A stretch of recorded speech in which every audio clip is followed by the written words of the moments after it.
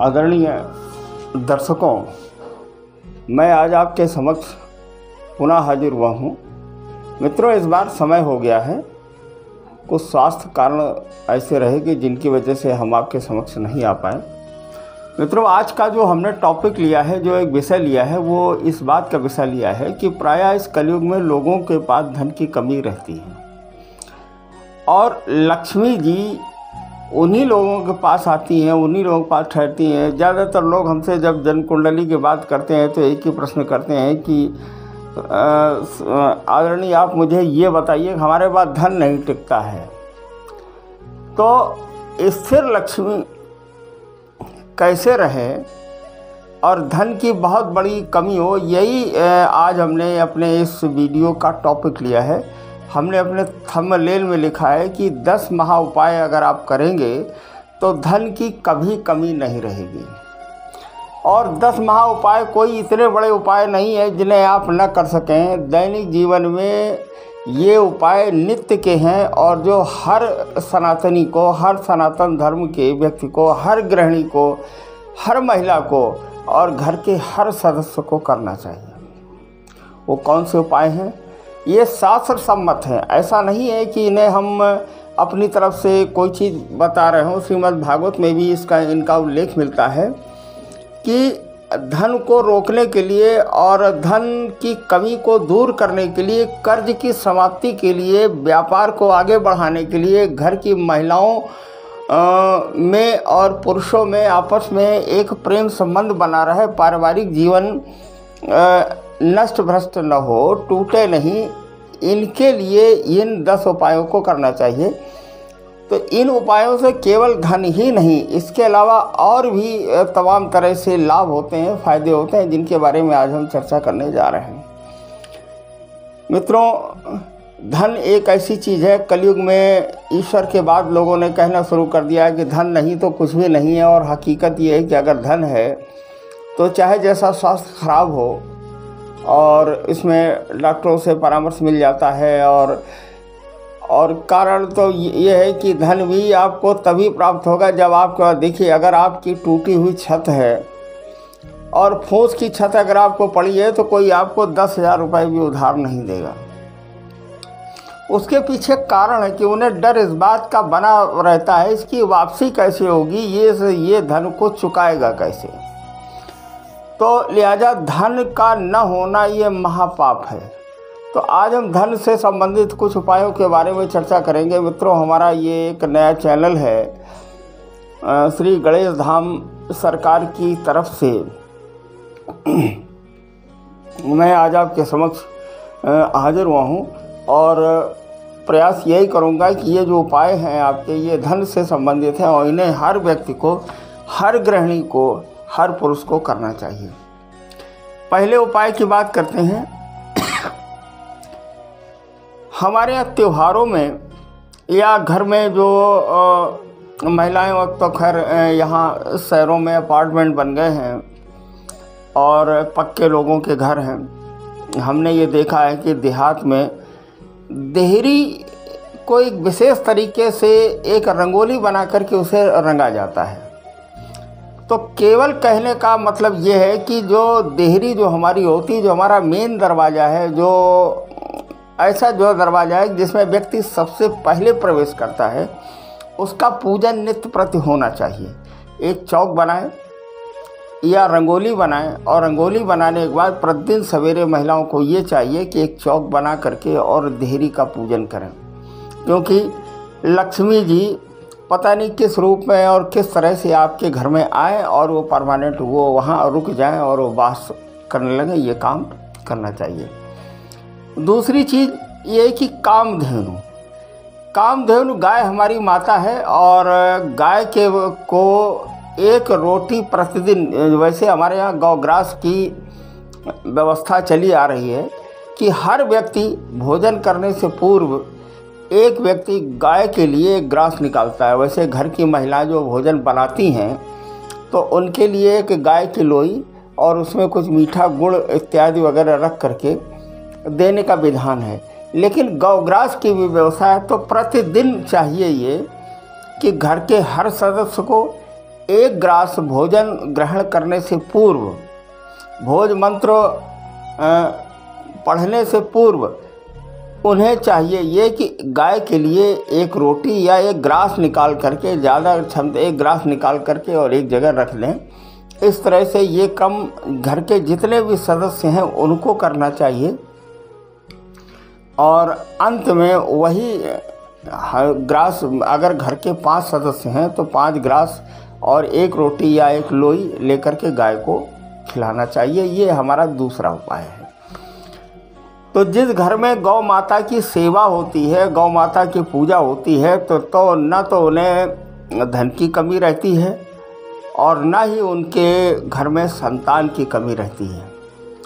मतैक रहता है। मतैक का मतलब ये है कि एक तरह, मतलब सारे घर के सदस्यों की जो मति है वो बिल्कुल एक जैसी रहती है। आपस में विरोधाभास बिल्कुल भी नहीं होता है, परिवार नहीं टूटते हैं। और इस तरीके से ये व्यवस्थाएं नहीं होती हैं कि घर के बुजुर्ग हैं, बाबा हैं या दादा हैं, उनका शासन न चले, उनका अनुशासन न चले। इस तरीके की स्थितियां नहीं पैदा होती। मतलब कुल मिलाकर के घर एक मजबूत बना रहता है। जो घर मजबूत बना रहता है उसी घर में महालक्ष्मी का वास होता है। अब तीसरे उपाय की बात करते हैं। पीली कौड़ी। देखिए, कौड़ी तमाम तरह की आती है। एक पीले रंग की कौड़ी आती है। पीली कौड़ी को हमें पीले कपड़े में बांध लेना है और बांध करके एक कमल गट्टे की माला से महालक्ष्मी का कम से कम 1 माला, वैसे 11 माला जो करना चाहिए। मंत्र मैं आपको जो है बता रहा हूँ। ओम श्रीम नमः, ओम श्रीम महालक्ष्मी नमः। पहले ओम श्रीम नमः, फिर ओम श्रीम महालक्ष्मी नमः। इस मंत्र की 1 माला का जाप करके और वो पीली कौड़ी जो है घर की तिजोरी में रखना चाहिए। आप ये देखेंगे घर में बरकत रहेगी और लक्ष्मी का सदा वास बना रहेगा। ये हमारा तीसरा उपाय हो गया। अब चौथे उपाय की बात करते हैं। शुक्रवार को, चूँकि शुक्रवार के दिन को लक्ष्मी जी का दिन मानते हैं, तो माता लक्ष्मी उस दिन हमें अन्न दान करना चाहिए। इस कलयुग में दान, सर्वश्रेष्ठ दान अन्न दान है। और सर्वश्रेष्ठ पूजा नाम, मतलब कलयुग केवल नाम आधारा। अगर नाम का, राम नाम का जाप या किसी देवता के नाम का अगर हम जाप करें तो यही हमारा मंत्र है। तो हमें करना क्या, शुक्रवार को अन्न दान करना चाहिए। कोई भी अन्न हो, ये कोई आवश्यक नहीं है कि हम गेहूं ही दान करें या चावल ही दान करें। हम किसी भी प्रकार के अन्न को हम दान कर सकते हैं। ये हमारा चौथा उपाय है। आज हम 10 उपायों की बात करेंगे। अब 5वें उपाय की जो बात करते हैं। कमल गट्टे की माला ले लें और जो अभी मंत्र मैंने बताया है, ओम श्रीम नमः, ओम श्रीम महालक्ष्मी नमः, एक पीले कपड़े की एक चौकी पर महालक्ष्मी जी उस आसन पर, पीले आसन पर उन्हें रखें और उनका आवाहन करें। और आवाहन करने के बाद इस मंत्र से जाप करें। कम से कम 11 माला उन्हें जाप करना चाहिए और ये लगातार जो है ये जाप 1 वर्ष करना चाहिए। दीपावली से अगर प्रारंभ करें तो अति उत्तम है। दीपावली से और अगली दीपावली तक उसे आप करें, देखेंगे 1 वर्ष में व्यापार की स्थिति 4 गुना बढ़ जाएगी और घर के जितने भी सदस्य हैं वो सब उनके सारे सब काम पूरे हो जाएंगे। अब इसके बाद में होली और दीपावली और दशहरे पर महालक्ष्मी की पूजा करनी चाहिए। और दशहरे पर भगवान राम का अगर हो सके तो इनके अखंड रामायण का एक पाठ कराएं। मतलब कुल मिलाकर के भगवान राम का जाप करना है। और दशहरे पर भी सब लोग घर के जितने भी जो है सदस्य हैं राम सीता का अगर जाप करें तो लक्ष्मी की कभी कमी नहीं रहती है। अब 7वें उपाय की बात करते हैं। पीपल के पेड़ पर लगातार हम क्या करें, 1 दीपक जलाएं। देखिए, पीपल के पंचांग में देवताओं का वास है और सबसे बड़ी बात ये, वैज्ञानिक दृष्टिकोण से पीपल का जो पेड़ है 24 घंटे ऑक्सीजन देता है। इसके पंचांग में माने जड़, तना, पत्ती और इत्यादि इसके जो 5 अंग एक वृक्ष के होते हैं, सब में देवताओं का वास है। तो एक दीपक जलाएं और मंत्र ओम नमो भगवते वासुदेवाय, विष्णु भगवान का साक्षात वास होता है पीपल में, ओम नमो भगवते वासुदेवाय का जाप करें और एक दीपक अवश्य जलाएं। साथ में एक पत्ता ले आएं। एक दिन पहले जाएं कि कल हम आपसे आपका एक पत्र लेने के लिए आएंगे, आप उनसे पत्ता मांगें और उसको दीपक जला करके आप उससे आए और अपने कैश बॉक्स या तिजोरी में जिस तरफ चिकना हिस्सा होता है उस तरफ लिखें ओम नमो भगवते वासुदेवाय और इसे आप अपनी तिजोरी में रख दें, उसे रहने दें। अगले बार माने अगले शुक्रवार को फिर जाएं, फिर दीपक जलाएं और जलाने के बाद फिर उनसे पत्ता लाएं और यही क्रम बराबर दोहराते रहें। जो सूखे हुए पत्ते हैं इन्हें फिर जल में प्रवाहित आप कर दें। ये हमारा 7वां उपाय हो गया। हम 10 उपायों की बात करेंगे। अब आगे एक उपाय की बात करते हैं। शुक्रवार को 5 कन्याओं को भोजन अवश्य जो है कराना चाहिए। देखिए हमारे यहाँ बेटियों को एक देवी का रूप दिया गया, वास्तव में बेटियां हमारे एक देवी का रूप हैं। तो उनके चरण वंदन करके और उन्हें शुक्रवार को उन्हें भोजन जो कराना चाहिए और भोजन कराने के बाद अगर हो सके तो वस्त्रदान भी करें। लक्ष्मी जी सदैव बनी रहती हैं। इसके बाद में अगले उपाय की बात करते हैं। श्री सूक्त का पाठ करना चाहिए। देखिए जिन लोगों को संस्कृत आती है वो लोग श्री सूक्त का पाठ अवश्य करें। ये हमारे 9वें उपाय की बात हो गई। श्री सूक्त का पाठ इसलिए करना आवश्यक है कि श्री सूक्त का जो पाठ है अगर इसे आप कर ले जाएंगे सही ढंग से, सही उच्चारण के साथ में अगर आप इसे पाठ करेंगे तो धन की वर्षा होती है और कर्ज तो कोसों दूर भागता है। अब 10वें उपाय की बात करते हैं। मित्रों उपाय तो बहुत हैं लेकिन 10 केवल उपाय की हमने बात की जो आप लोग कर सकते हैं। इन्हें आप लोगों को जो करना चाहिए। 10वें उपाय की बात है कनक धारा स्तोत्र का हम पाठ करते हैं।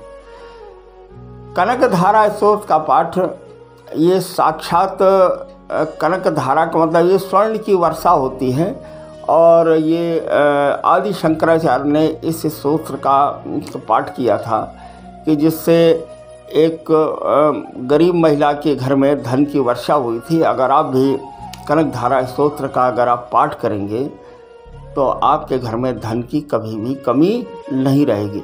और सबसे ज़रूरी उपाय, इन सारे उपायों के बाद एक महा उपाय की बात करते हैं। आप इसे जो है समझ लीजिए। धनवान हो तो भी करें, धनवान न हो तो भी न करें, तो भी करें। अगर धन की चाहत हो तो भी करें, अगर धन की चाहत न हो तो भी करें। क्या? घर में माँ बाप की सेवा करनी चाहिए। सबसे बड़ा पुण्य है। ईश्वर की आराधना भले चाहे थोड़ा लेट हो जाए या बाद में हो, लेकिन माँ बाप की सेवा अवश्य करें। कारण यह ना कि ज्योतिष में जो चौथा स्थान है केंद्र, देखिए ज्योतिष में 4 केंद्र स्थान हैं, पहला, चौथा, 7वां और 10वां। जो चौथा स्थान है केंद्र का स्थान है, जिस स्थान से भूमि, भवन और वाहन देखते हैं, सामाजिक प्रतिष्ठा देखते हैं, उस स्थान पर अधिपत्य माँ का है और चंद्रमा का है। चंद्रमा मंश हो जाता। अगर आपकी बुद्धि सही रहेगी तो क्या होगा? आपके समाज में इज्जत बनेगी। तो इसलिए अगर माँ की सेवा करेंगे तो चौथा स्थान हमारा सही रहेगा और भौतिक संसाधन, भूमि, भवन और वाहन की कमी आपको बिल्कुल भी नहीं रहेगी। अब बात करते हैं पिता की। तो अपने स्थान से 7वां स्थान उसके जस्ट अपोजिट का होता है। अगर चौथा स्थान माँ का स्थान है तो 10वां स्थान पिता का स्थान है और यही स्थान व्यापार का स्थान है। यही स्थान समाज में सम्मान का स्थान है। यही स्थान आपके कर्म का स्थान है। इस स्थान में सूर्य बली होता है। तो अगर सूर्य कहीं से भी कमज़ोर हो, कुंडली में नीच का हो या तुला राशि में हो या गड़बड़ कर रहा हो या बुखार की स्थिति बन रही हो, तो पिता की सेवा करें। तो जब पिता की सेवा करेंगे, माँ बाप की जब सेवा करेंगे, तो सारे उपाय बाद में, ये उपाय पहले करें।